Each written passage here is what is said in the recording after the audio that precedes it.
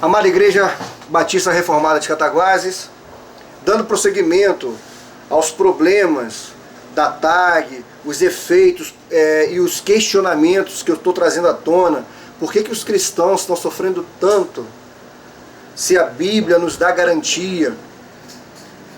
E eu tenho chamado muita atenção de nós pastores. Irmãos, quando Jesus chamou os discípulos, falou o que para eles? A maioria era pescadores. Eu vos farei pescadores de almas. Eu sei que tem muita gente que prega sobre a bivocação, de uma pessoa ser bivocacionada. Eu não acredito nisso.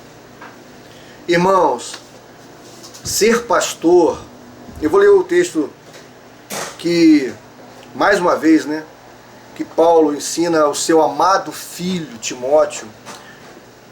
A segunda carta de Timóteo, Paulo estava em Roma, na segunda vez que ele foi preso, ele estava para ser morto. Eu comentei num vídeo passado sobre o Coliseu. O Coliseu terminou em 79, em 80 e 81 ele começou a ter a sua programação. Nero morre em 68, então de 64 a 68, principalmente em 64, 65, Pedro e Paulo morrem. E aí Vespasiano assume o poder no lugar de Nero, ele vai morrer, Tito, seu filho, vai assumir, depois Domiciano, seu irmão, vai assumir. Então temos uma dinastia chamada Flaviana.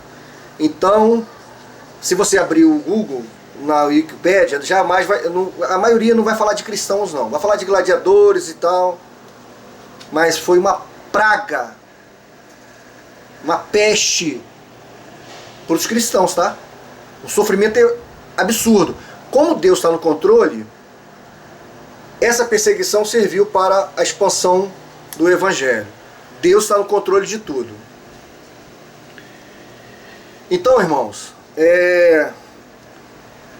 fixemos o seguinte: ao aprender a palavra de Deus, todo transtorno de ansiedade generalizada tem em Cristo e com a participação do Espírito Santo, com vários ímpios, com vários cristãos profissionais, a cura. Mas, em contrapartida, ainda que você esteja indo em profissionais e estando dentro de igreja que ensina errado, você vai continuar errando. Vitor, o que isso causa? Transtornos e mais transtornos, conflitos, ansiedade, pressão alta, nervosismo exacerbado. Por quê? Porque não tem segurança na palavra de Deus. Por quê? Porque está aprendendo errado. É isso. E outra coisa, meu irmão, eu sei que tem muita gente boa tipificando um corpo, o corpo místico de Cristo. O pastor é o cabeça, correto? Agora, se a Igreja Batista Reformada de Cataguases tem o pastor Victor Landes como cabeça, e se eu for um doido, como é que você vai ficar bem? Se eu ensino para você que a salvação se perde, olha o terror que isso vai dar na sua cabeça. Você é um crente exemplar, um crente maravilhoso, mas eu sou o comandante, eu sou a cabeça. Você faz parte do corpo, vamos dizer que você é uma mão. Você tem como mandar a cabeça? Quem manda? Eu estou mexendo a mão aqui, inconsciente, o que eu estou fazendo? Meu cérebro está comandando a minha mão. Não é a mão que comanda a cabeça. Portanto, se a cabeça tem um câncer, todo o corpo sofre. Se a mão tem um câncer, a gente corta a mão. Vai ficar maneta, vai ter problemas, vai ter dificuldade, mas vai sobreviver. A cabeça não. Quantos pastores se perdem e o corpo todo sofre? E o corpo quer melhorar a cabeça e não consegue. Quando o câncer está na cabeça, aí eu vou dar uma sugestão para os irmãos, porque eu sou pastor de vocês. Se amanhã eu errar, é assim que vocês devem fazer. Se ajoelhar e orar. Jejuem. Coloquem o pastor de vocês nas mãos do verdadeiro e único pastor. Aí ele dá jeito. A igreja do Senhor Jesus, quando percebe que o câncer está na cabeça, tem que chamar o cabeça dos cabeças, que é Jesus. Aos líderes que estão fazendo heresias, pregando heresias, cauterizados na heresia, vocês já têm a recompensa de vocês, tá? Lucas, quando você vê aqui, ó, eu tô saindo um pouquinho aqui porque eu tô com o computador ali que eu quero mostrar para vocês e eu não quero que se feche. Que feche, né? Então, irmãos, pastores que fazem ordenações de pastoras, bispas, pastores que se chamam de apóstolos, passam essa chamada de apóstolos. Se a palavra de Deus proíbe, e se você faz isso, você não tem como ser abençoado. Isso é ponto passivo. Você, meu irmão, que está dentro desse ambiente, sai fora. Sai fora. E se eu errar e você desconfiar, me coloca na mão de Deus. Ele rapidinho resolve comigo. Irmãos, é muito importante que os irmãos entendam isso. A palavra de Deus em 2 Timóteo 4 diz assim, a partir do versículo 1. Olá, meu amigo. Na presença de Deus e de Cristo Jesus, que há de julgar os vivos e os mortos para a sua manifestação e por seu reino, eu o exorto solenemente. Olha bem o que Paulo está falando para Timóteo.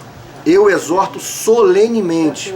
Pregue a palavra, esteja preparado a tempo e fora de tempo. Repreenda, corrija, exorte com toda paciência e que? Doutrina. Olha bem o que Paulo está falando. Pregue a palavra, esteja preparado a tempo e fora de tempo. Não é indo domingo, quarta-feira, não, meu irmão. É em todo tempo. Ele está falando para líder, para pastores. Pois virá o tempo. Nosso Deus. Irmãos, escute isso. Versículo 3. 2 Timóteo 4, versículo 3. Pois virá o tempo em que não suportarão a sã doutrina. Pelo contrário, sentindo como coceiras no ouvido, segundo os seus próprios desejos, juntarão mestres para si mesmos. Olha a pulsão. Olha como Paulo já sabia disso. Eles se recusarão a dar ouvidos à verdade, voltando-se para os mitos. Você, está falando para Timóteo, porém seja sóbrio em tudo, suporte os sofrimentos, faça a obra de um evangelista, cumpra plenamente o seu ministério. Ah, que vontade. Eu gostaria muito de falar agora o versículo 6 com toda a minha verdade. O Espírito Santo sabe do que eu vou ler agora.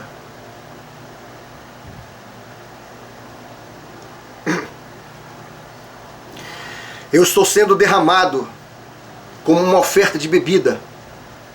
Está próximo o tempo da minha partida. Combati o bom combate. Terminei a corrida. Guardei a fé. Queridos, prestem muita atenção. Sem a sã doutrina, os transtornos de ansiedade generalizada vão permanecer. O que Paulo está escrevendo aqui, ele está preso, Paulo está preso.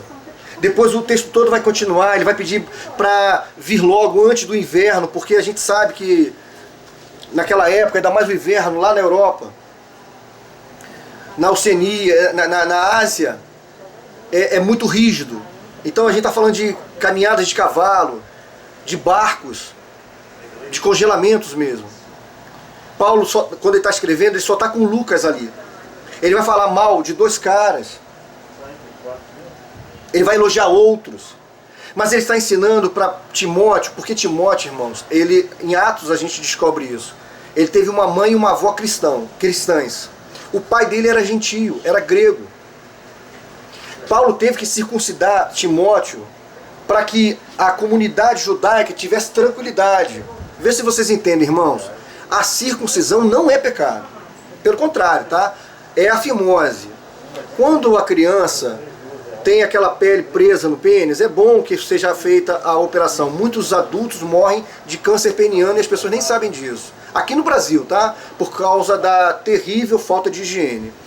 Mas a questão espiritual, Paulo se estressou bastante, porque o pacto que Deus fez com Abraão, em Cristo, se tornou um pacto espiritual.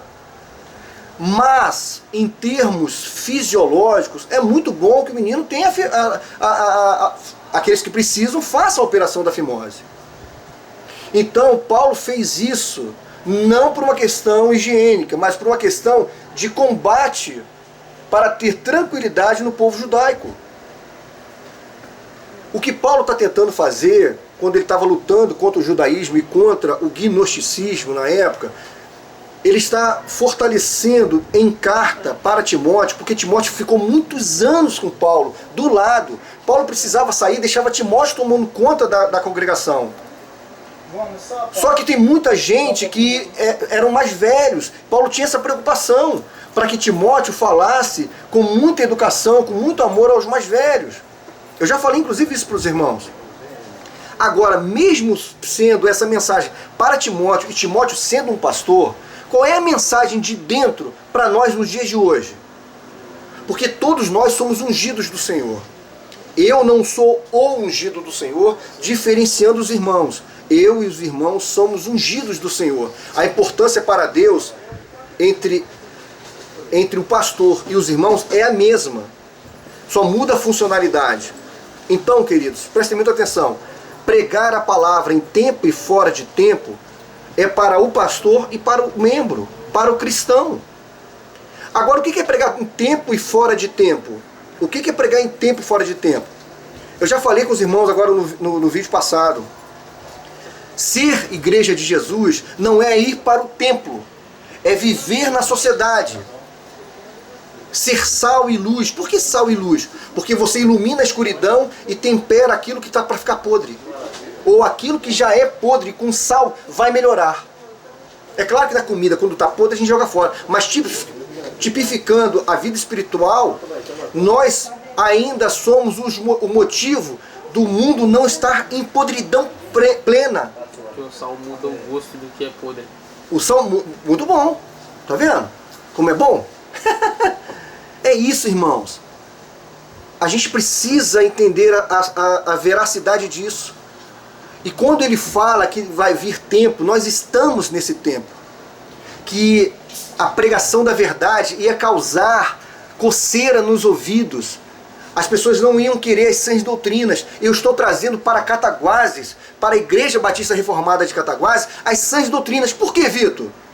Porque nelas nós nos assentamos e temos vida plena que Jesus nos dá. Nela, em meio aos problemas, nós conseguimos